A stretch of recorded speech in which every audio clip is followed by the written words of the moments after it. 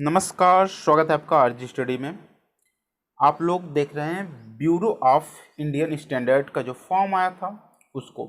ठीक है, इसमें बताएंगे जो कल डाउट भी था कुछ लोगों का एलिजिबिलिटी को लेकर, आज वो डाउट भी क्लियर हो जाएगा और इसी में टेस्ट भी लगाया जाएगा आगे। ठीक है, क्या डाउट था कल डाउट था कि जो एलिजिबिलिटी है क्या है, वो हम लोगों को सिफ्टी जो है आपका, देखिए इसमें दिया था ये जो सेकंड पैराग्राफ है, for the post of stenographer and junior secretariat assistant candidate needs to upload proof of computer proficiency update. Means यहाँ पे जो जूनियर सेक्रेटरी असिस्टेंट यहाँ वाला यह पोस्ट जो है, और जो आपके स्टेनोग्राफर है, इन्हीं दो पोस्टों के लिए कहा गया। और पर्सनल असिस्टेंट, और यहाँ पे देख लिया असिस्टेंट सेक्शन ऑफिसर। और यहाँ पे देखिए नॉर्मली जिनका ग्रेजुएशन है केवल और केवल सीनियर सेक्रेटरिएट असिस्टेंट का पोस्ट का फॉर्म डाल सकते हैं, जो कि सबसे ज़्यादा वैकेंसी है 79 है, ये जान लीजिएगा। बस एक चीज़ जान लीजिए क्लियर कट में, जिसका कुछ भी नहीं है कि ये आराम सिंपल एक ग्रेजुएशन किए हैं किसी भी सब्जेक्ट से, तो केवल और केवल सीनियर सेक्रेटरिएट असिस्टेंट का फॉर्म फिलअप कर सकते हैं। हाँ, और जो लोग हैं आपके जो कंप्यूटर साइंस से IIT किए हैं, आपका जो डिप्लोमा किए हैं, वो लोग जूनियर असिस्टेंट का डाल सकते हैं और स्टेनोग्राफर का भी डाल सकते हैं सेक्रेटरिएट का। ठीक है, कौन है जो ए लेवल हो, ओ लेवल हो, कम से कम एटलीस्ट ओ लेवल तो होना चाहिए। CCC और ये सब मान्य नहीं होगा। आराम से जान लीजिए, एकदम इत्मीनान से समझ लीजिए, सोच लीजिए, क्योंकि फीस बहुत ज़्यादा इसकी है। 800 रुपये है आपके जनरल की, और 800 रुपये और 500 रुपये है OBC की। ठीक है, तो बहुत ध्यान से आप लोग फॉर्म भरिएगा, पैसा ज़्यादा इसमें लग रहा है। और केवल जो सिंपल ग्रेजुएशन है, केवल और केवल एक ही पोस्ट पर भर सकते हैं, सीनियर सेक्रेटरिएट असिस्टेंट के। ठीक, अब चलते हैं टेस्ट पर। अभी मैं इसको सेंड कर दिया हूँ, आप वहाँ पे टेलीग्राम पे जाकर ले सकते हैं, डिस्क्रिप्शन में लिंक दिया है। ठीक है ना, चलिए शुरू करते हैं आज का टेस्ट। जो लोग नए हैं जरूर सब्सक्राइब कर लीजिएगा, ताकि आगे जो भी टेस्ट आएगा तो आपके पास तुरंत पहुँचता रहे। पहला क्वेश्चन से आज, दीवान ए खास इन स्मारकों में से किसमें स्थित है? दीवान ए खास जो है किसमें स्थित है? तो लाल किला के परिसर, जो दिल्ली का लाल किला है उसी के परिसर में स्थित है। क्या है? लाल किला के परिसर में दीवान ए खास। ठीक है, दीवान ए खास। चलिए, यहाँ पे आप सभी लोग जानते हैं निजी दर्शकों का हाल है, यह दिल्ली के लाल किले में स्थित है। ठीक, चलिए आगे चलेंगे। तो योजना आयोग के पहले अध्यक्ष कौन थे? तो योजना आयोग के पहले अध्यक्ष की यदि बात किया जाए तो आप सभी लोग जानते हैं कि योजना आयोग या तो जो नीति आयोग अब बदल के हो गया है, उसके जो अध्यक्ष होते हैं वो देश के प्रधानमंत्री, भारत के प्रधानमंत्री होते हैं। तो पहले आपके प्रधानमंत्री जवाहरलाल नेहरू थे, तो वहाँ पे जो अध्यक्ष हो जाएंगे पंडित जवाहरलाल नेहरू।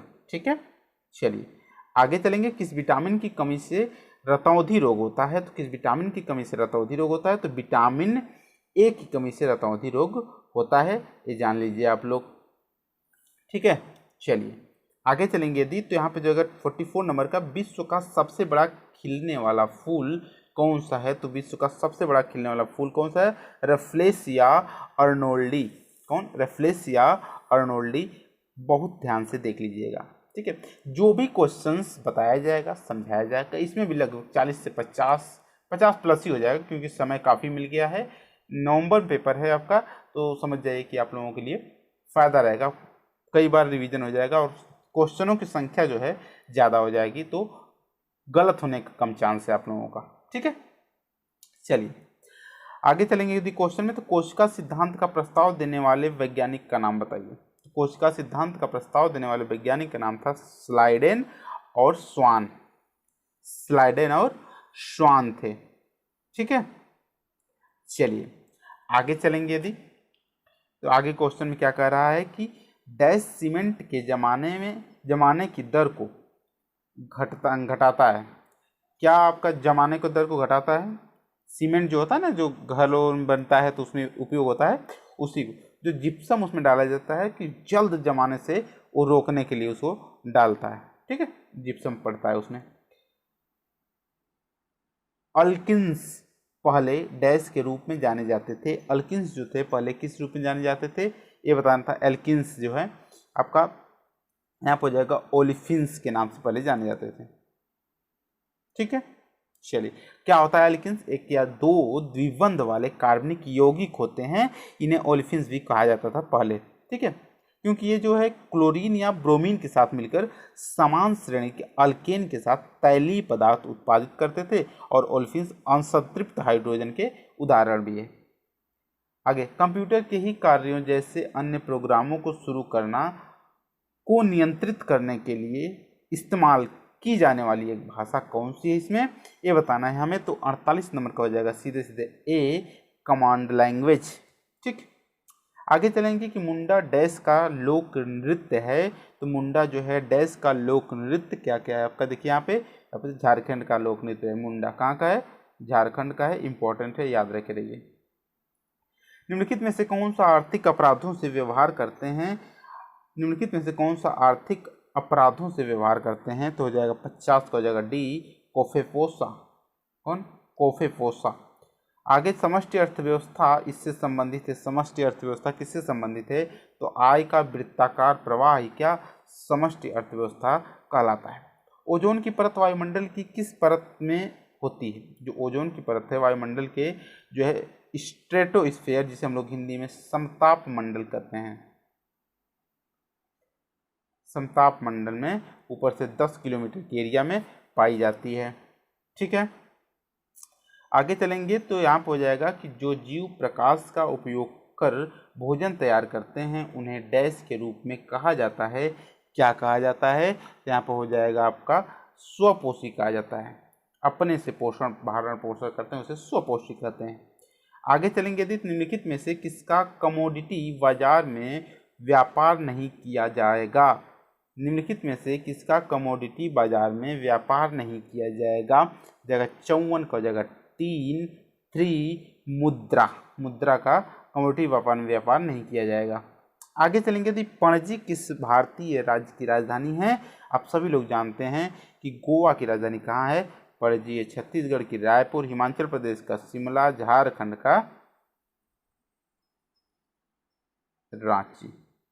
ठीक, ये सभी का सभी आप लोगों को पता है। चलिए, लखनऊ डैश की राजधानी है, उत्तर प्रदेश की है। यहाँ पर जाएगा अगला कि स्वतंत्रता आंदोलन के दौरान सुभाष चंद्र बोस ने भारतीय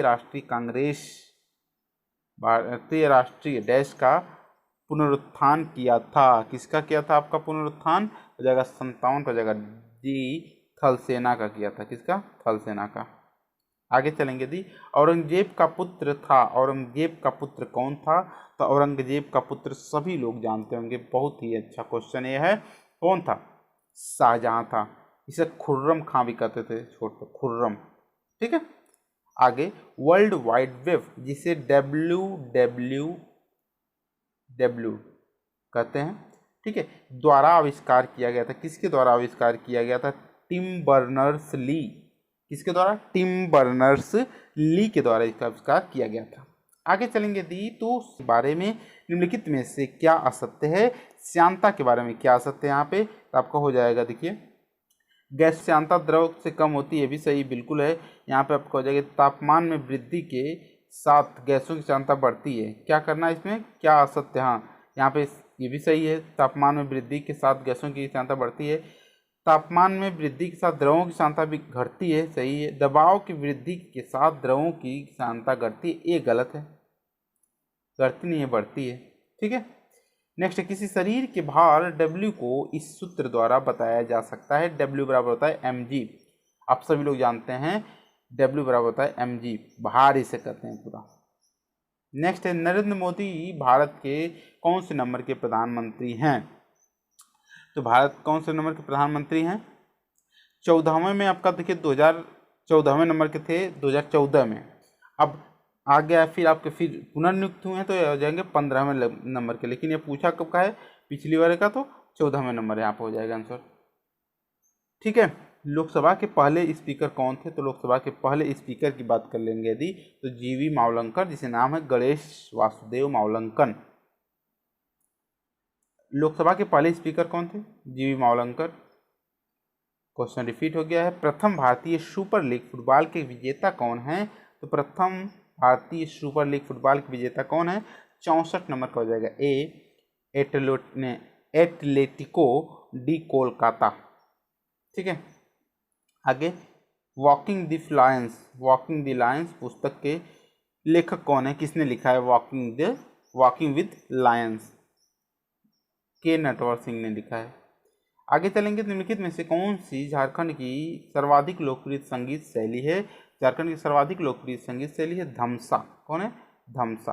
चोल साम्राज्य के संस्थापक का नाम बताइए जिसने तंजौर पर कब्जा किया और जिसके बाद आदित्य फर्स्ट राजा बन गया, ये बताना है हमें। तो यहाँ पर जाकर विजयालय जो था, चोल साम्राज्य के संस्थापक का नाम यहाँ पे यही विजयालय है, जिसने तंजौर पर कब्जा किया था और जिसके बाद आदित्य फर्स्ट राजा बना था। ठीक है, औरंगाबाद किस नदी के किनारे पर स्थित है? तो औरंगाबाद किस नदी के किनारे पर स्थित है?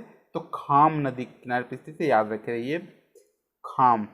ठीक, चलिए आगे चलेंगे दी। तो निम्नलिखित में से कौन पूर्व प्रधानमंत्री आई.के. गुजराल की आत्मकथा है? तो आई.के. गुजराल की आत्मकथा की बात कर लेंगे तो यहाँ पे मैटर ऑफ डिस्क्रिप्शन, मामलों का विवेकाधिकार। ठीक है, सीमेंस किसकी इकाई है? सीमेंस जो है किसकी इकाई है? विद्युत चालकत्व का। ठीक है, सीमेंस। 1970 में मिस एशिया पैसिफिक का खिताब जीतने वाली पहली भारतीय प्रतिभागी कौन बनी है? तो 71 नंबर का हो जाएगा 3, जीनत अमान। आगे है कि भारतीय संविधान में याचिकाएं और द्विसदनीय पद्धति किस देश के संविधान से लिया गया है या प्रेरित है? तो यहाँ पर हो जाएगा 72 का यूनाइटेड किंगडम, यूके से। ठीक है, आगे चलेंगे। अंडमान निकोबार द्वीप समूह में सबसे ऊंची चोटी का नाम क्या है? तो सबसे ऊंची चोटी का नाम है अंडमान निकोबार द्वीप समूह में सैंडल पीक इसका नाम है, सैंडल चोटी नाम है, जो कि उत्तरी अंडमान में पाया जाता है। कौन सी मिश्र धातु में कांसा, सीसा और टिन होते हैं? तो कौन सी मिश्र धातु में कांसा, सीसा और मिश्र धातु बताइए, यहाँ पे टिन होते हैं, तीनों मिले होते हैं। यहाँ पे आपका हो जाएगा 74 नंबर का आंसर हो जाएगा आपका रोज मेटल। क्या? रोज मेटल।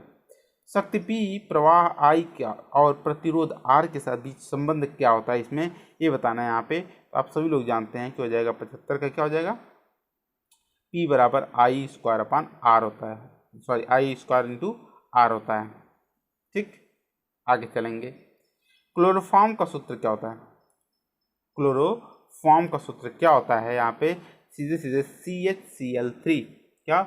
CHCl3। इसे ट्राईक्लोरोमीथेन भी कहते हैं। इसे क्या कहते हैं? ट्राईक्लोरोमीथेन भी कहते हैं।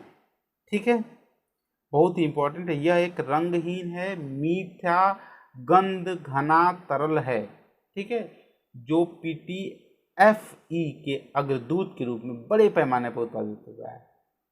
ठीक है, चलिए आगे चलेंगे। यहाँ पे तो हो जाएगा 1773 के विनिमय अधिनियम के द्वारा के दोषों को दूर करने के लिए ब्रिटिश संसद द्वारा पारित किया गया कौन सा अधिनियम है, जो ईस्ट इंडिया कंपनी अधिनियम 1784 के नाम से भी जाना जाता है? यहाँ पर हो जाएगा हम लोगों का पिट्स इंडिया एक्ट, जो कि 1784 के नाम से जाना जाता है। इंपॉर्टेंट।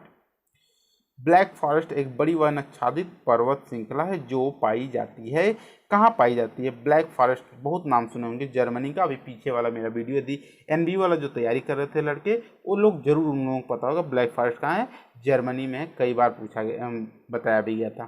ठीक है, चलिए आगे चलेंगे। यदि तो 1927 में महाराष्ट्र में महाद सत्याग्रह किसने आरंभ किया था? तो 1927 में महाद सत्याग्रह किसने आरंभ किया था? तो 3 का हो जाएगा DBR अम्बेडकर, डॉक्टर भीमराव अम्बेडकर।